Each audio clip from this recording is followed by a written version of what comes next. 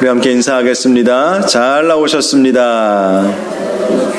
성도님 얼굴만 봐도 은혜가 됩니다. 사랑하고 축복합니다. 사랑하고 축복합니다. 그날에 임하게 될 심판과 은혜라는 제목으로 이사야서 4번째 시간 말씀을 함께 나누겠습니다. 오늘 말씀은 그날에 라고 하는 단어가 등장하고 있는 것을 볼 수가 있지요. 4장 1절에도 그날에, 2절에도 그날에 이렇게 말씀하고 있습니다. 성경에서 말씀하고 있는 그날은 여호와의 날을 의미하는 것입니다. 여호와의 날에 대한 구체적인 해석은 각 시대와 상황에 따라서 다릅니다.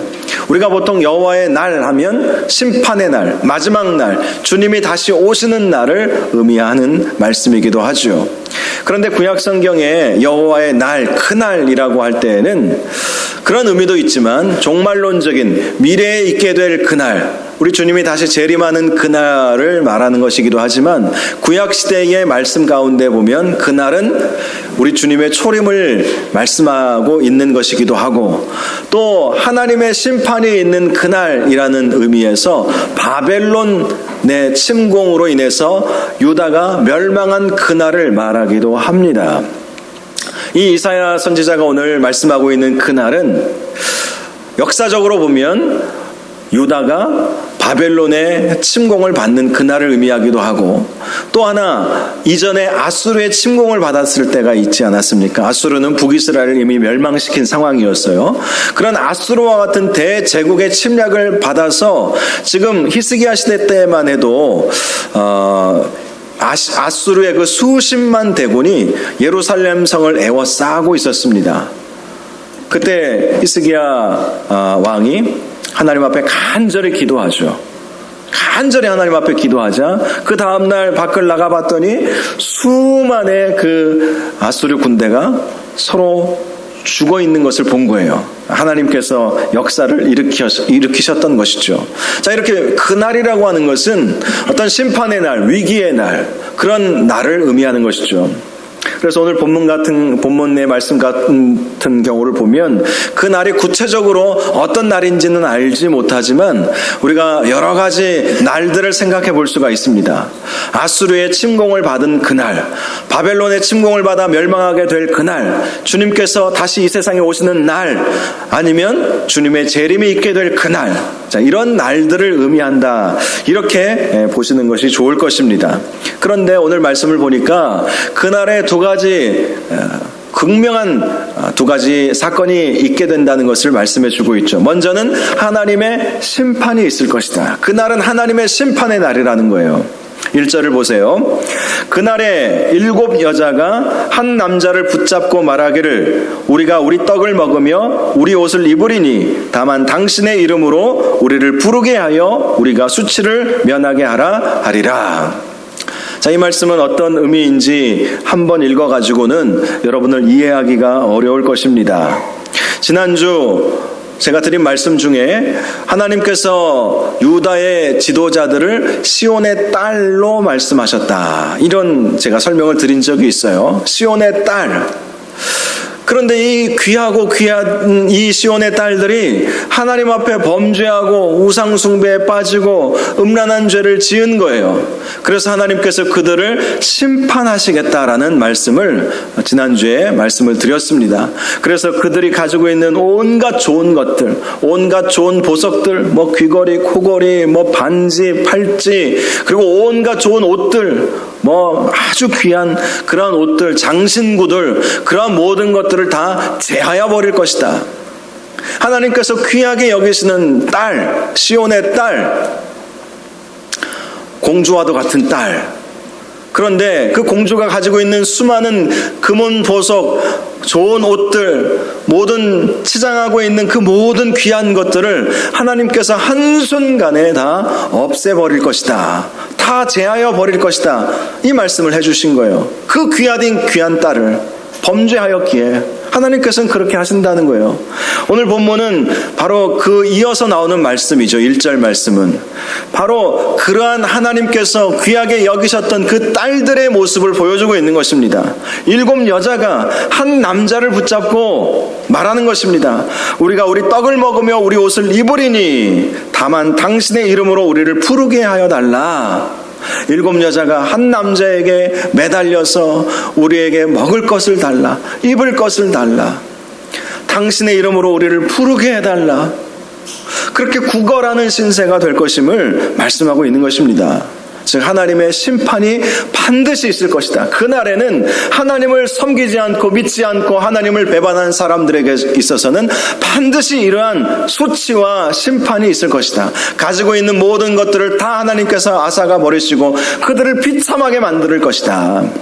구걸하는 신세가 되게 만들 것이다. 거지처럼 만들 것이다. 하나님께서 강력하게 이렇게 경고하셨던 것입니다. 그런데요, 그렇게 심판받는 사람들이 있는가 하면 2절 말씀부터 6절까지 말씀을 보면 그러한 심판을 피하는 사람들이 있음을 말씀해 주고 있습니다.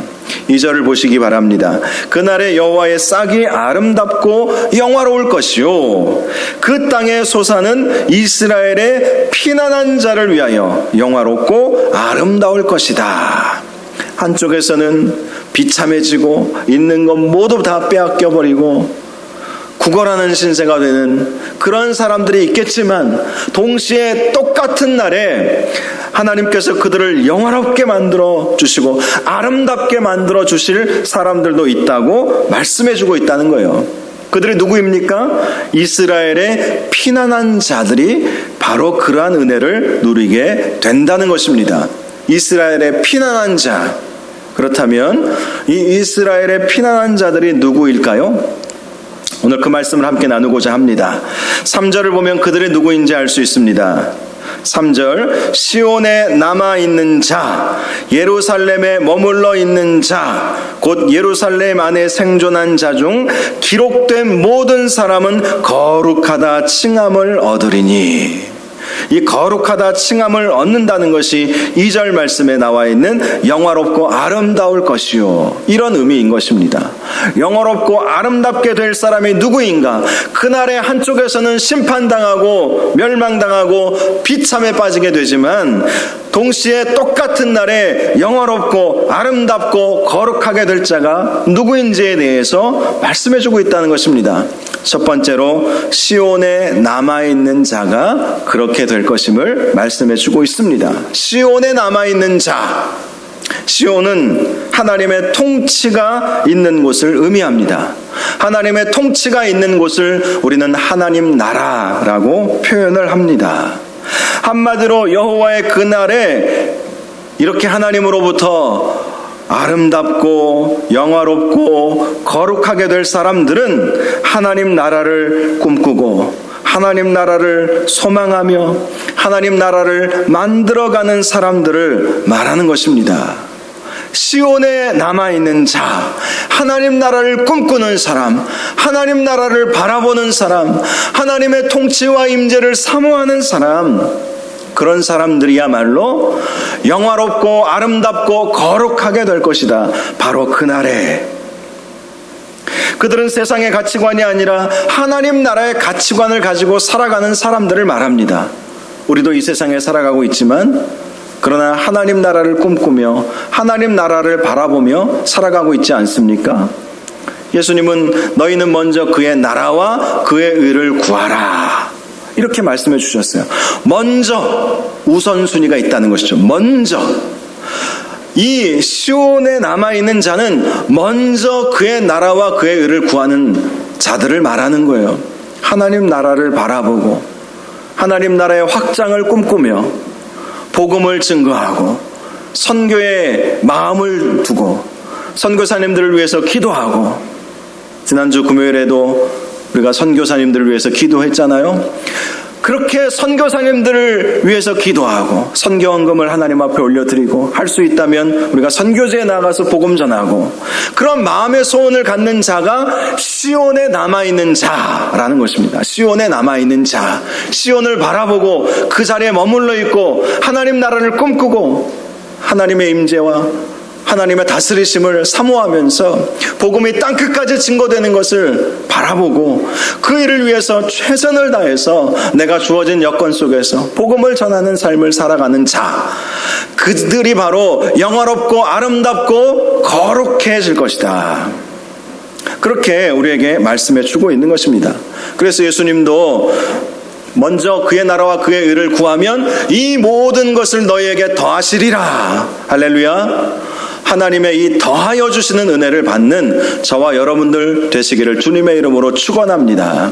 저는 지금까지 30여 년 동안 목회하면서 선교에 관심 두고 하나님 나라를 꿈꾸는 분들이 망하는 걸 본 적이 없습니다.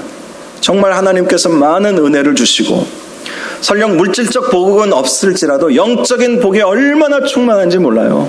하나님 나라를 꿈꾸고 있기 때문에 하나님께서 주시는 그 기쁨이 얼마나 큰지 모릅니다. 하나님 나라가 확장되는 것을 보면서 기뻐하는 것이죠. 복음이 땅끝까지 전해지는 것을 보면서 막 기뻐하는 거예요. 그러니 하나님께서 그들을 이 여호와의 그날, 한쪽에서는 심판받고 있는 그날에 그들을 지키시고 보호하시고 그들을 아름답게 하시고 영화롭게 하지 않으시겠습니까? 누구를 그렇게 하시겠어요? 하나님의 통치와 하나님의 다스리심을 꿈꾸고, 여러분 선교라고 하는 것이 무엇입니까?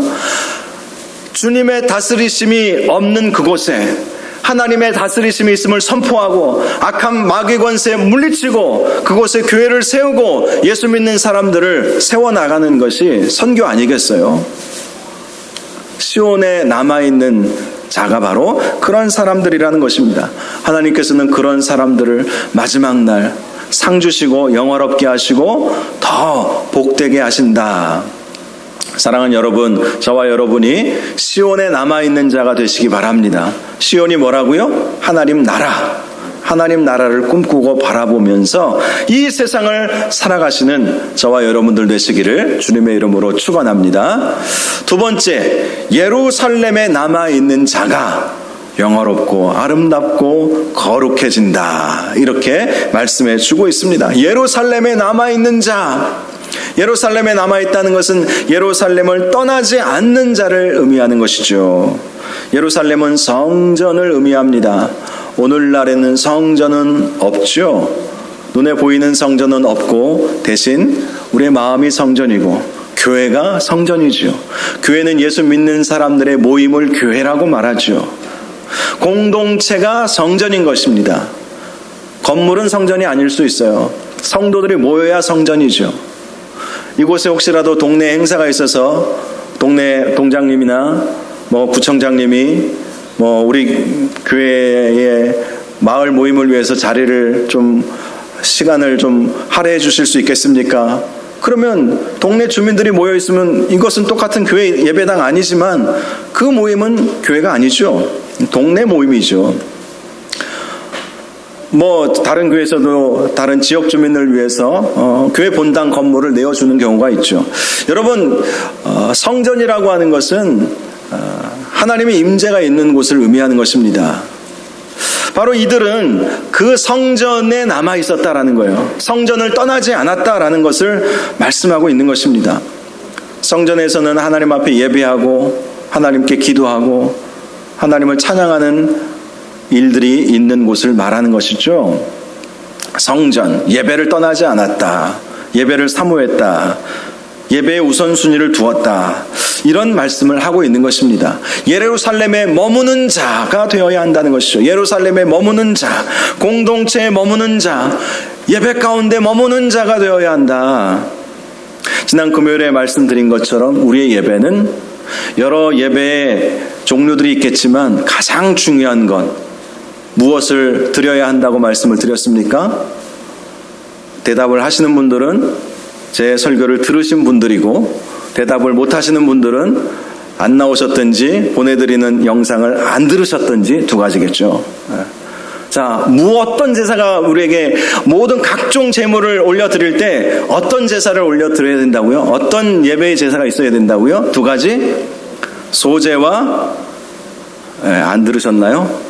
잊어버리셨나요? 전제. 소제와 전제는 어떤 제사든지 어떤 제물로 하나님께 올려드리든지 이 두 제사는 빼놓지 말고 함께 하라고 말씀해 주셨어요. 소제와 전제를 올려드려라.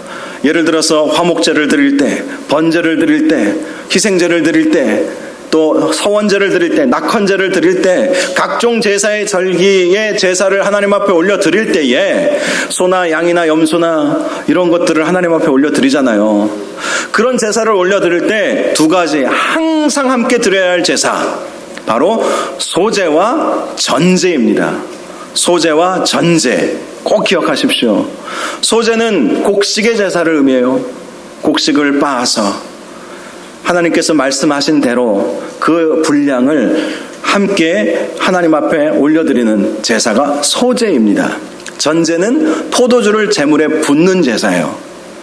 소나 양이나 염소나 하나님께서 정해진 분량이 있어요. 그 분량대로 포도주를 제물에 부어서 그 부어진 포도주가 부어진 그 제물을 올려드리라는 거예요. 여러 제사를 드리고 여러 제물을 올려드릴 때 일정 부분의 곡식을 올려드리고 또 포도주를 일정 부분 부어서 올려드려라, 이 말씀을 하시는 거예요. 그렇다면 소제가 갖는 의미가 무엇이고 전제가 갖는 의미가 무엇일까? 왜 하나님께서는 이스라엘 백성에게 소제의 제사와 전제의 제사를 같이 드리게 했을까? 우리가 이런 질문을 할 수 있잖아요. 소제의 의미가 무엇입니까? 곡식의 제사예요. 곡식은 하나님께서 주셔야 얻을 수 있는 것이죠. 감사를 의미하는 거예요. 감사의 제사. 하나님 앞에 감사의 마음으로 감사를 담아서 감사의 예배를 올려드리라. 또 충성을 의미하는 것입니다. 하나님께서 주신 것들 감사합니다. 충성하겠습니다. 주님께서 먹고 살 수 있게 이렇게 귀한 곡식들을 우리에게 주셨군요. 감사합니다. 주님을 위해 살겠습니다. 이런 마음이 있는 예배가 되어야 한다는 것입니다. 두 번째는 전제의 의미가 있어요. 전제는 포도주를 제물에 쏟아 붓는 것이죠. 붓는 일이 있어야 된다는 거예요. 붓는 일, 부어지는 것.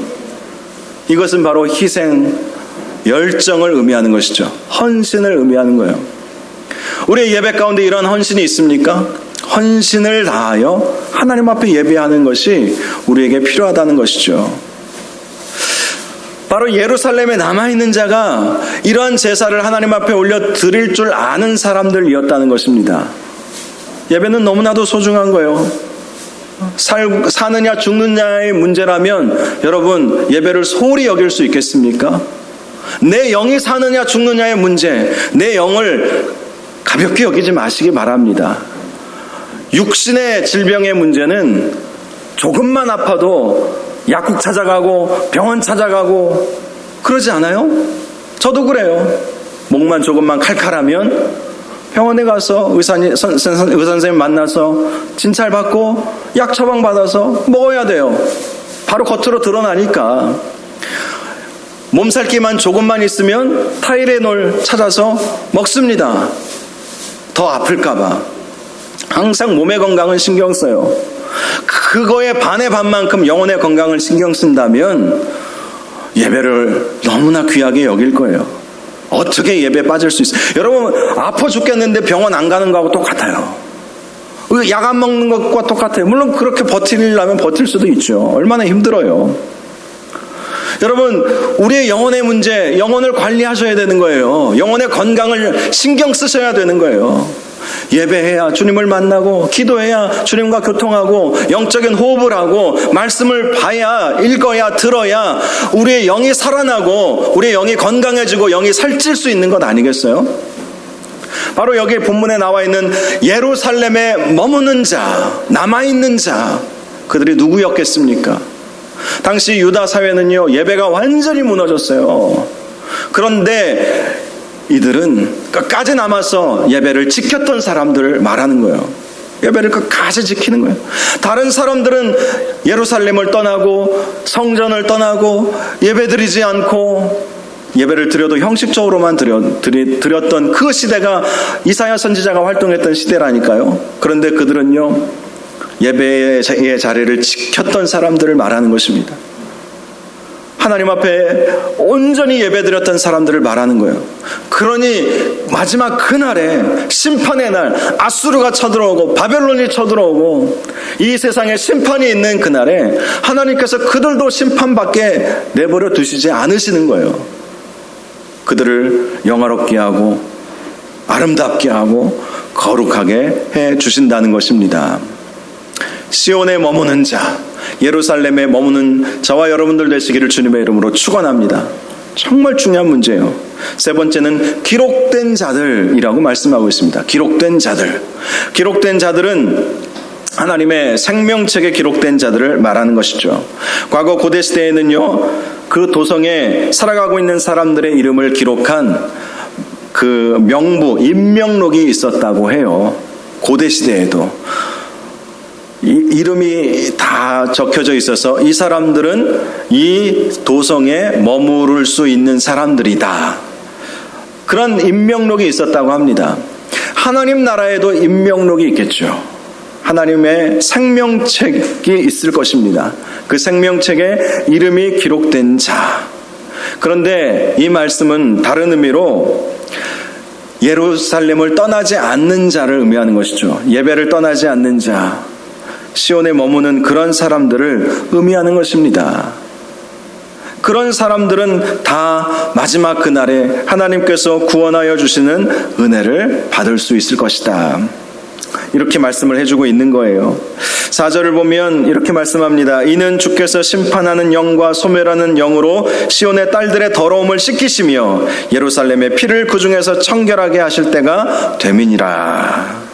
자, 마지막 그날이 왜 오느냐? 이에 대해서 말씀해 주고 있는 것이죠.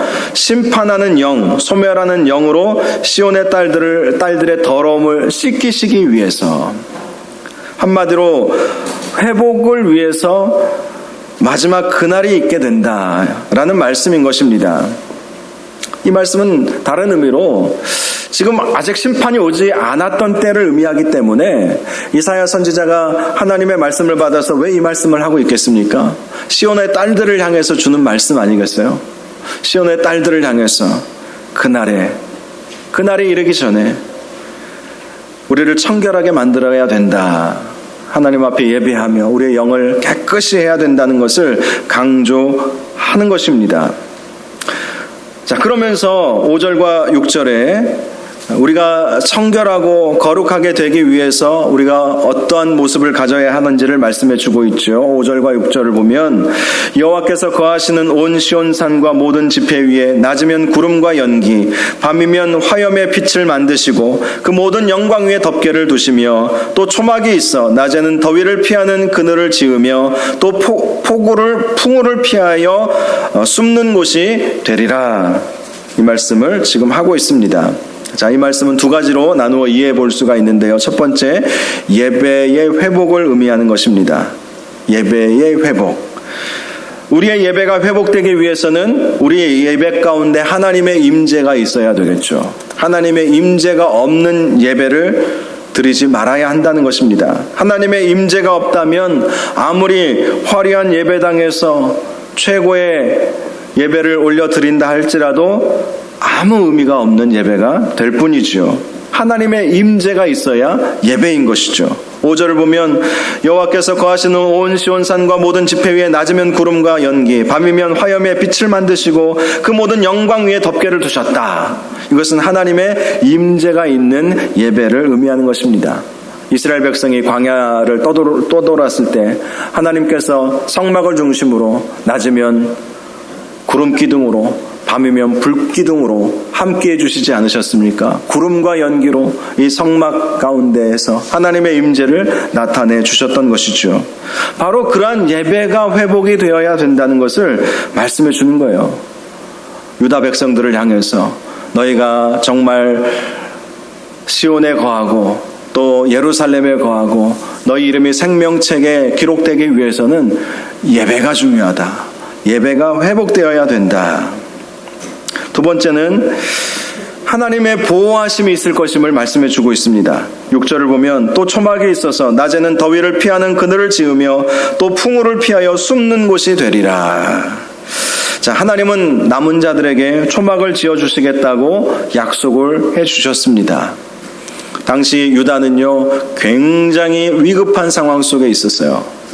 아수르라고 하는 가장 잔인한 그러한 제국이 북이스라엘을 무너뜨리고 남유다를 무너뜨리려고 했던 그런 상황 속에서 너희가 시온에 남아있는 자, 예루살렘에 남아있는 자, 너희 이름이 그 생명책, 여호와의 생명책에 기록되면 하나님께서 낮에는 더위를 피하는 초막을 지어주실 것이고 또 풍우를 피하여 숨는 곳을 너에게 허락하여 주실 것이다. 이렇게 말씀해 주신 것입니다. 아무리 위기 상황이 온다 할지라도 하나님께서 지키시고 보호하여 주실 것임을 약속해 주신 것입니다.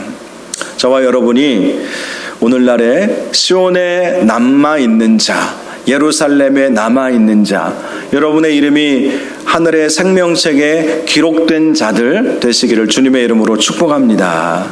그런 자들은 마지막 날, 마지막 때에 수치와 심판을 당하지 않고 오늘 말씀과 같이 하나님의 임재를 경험하고 하나님의 보호하심을 누리게 된다는 것이 오늘 짧은 이사야서 4장 말씀의 핵심인 것입니다. 중요한 것은 우리가 무엇에 관심을 두고 살아가느냐 하는 것 아니겠어요? 무엇에 관심을 두고 살아가느냐? 하나님 나라에 관심을 두느냐? 세상 나라에 관심을 두느냐? 예배에 관심을 두느냐? 아니면 세상 일에 관심을 두느냐? 내 이름이 생명책에 기록된 것에 관심을 두느냐? 아니면 다른 세상적인 그러한 곳에 내 이름이 기록된 것으로 내가 거기에 만족하며 그 명예 가운데 살아가기를 원하는가? 뭐 대기업 회사와 사원증 갖고 있다고 만족해서는 안 되잖아요. 뭐 정부의 고위직 공무원의 자리에 내 이름이 있다고 해서 그것이 우리의 참 만족을 줄 수 있겠습니까? 은행의 뭐 최고의 고객 리스트에 내 이름이 기록되어 있다고 그것이 우리의 안전을 보장해 줄 수 있겠습니까? 아니에요. 우리의 이름은 하늘의 생명책에 기록되어야 하는 거예요. 저와 여러분이 바로 이 마지막 그날에 수치와 심판이 아니라 하나님의 은혜와 하나님의 복, 하나님의 임재 그것을 누리며 살아가셔서 오늘 말씀처럼 하나님께서 마지막 그날에 우리를 영화롭게 하시고 아름답게 하시고 거룩하게 하여 주시는 은혜가 있기를 예수 그리스도의 이름으로 축원합니다. 기도하겠습니다.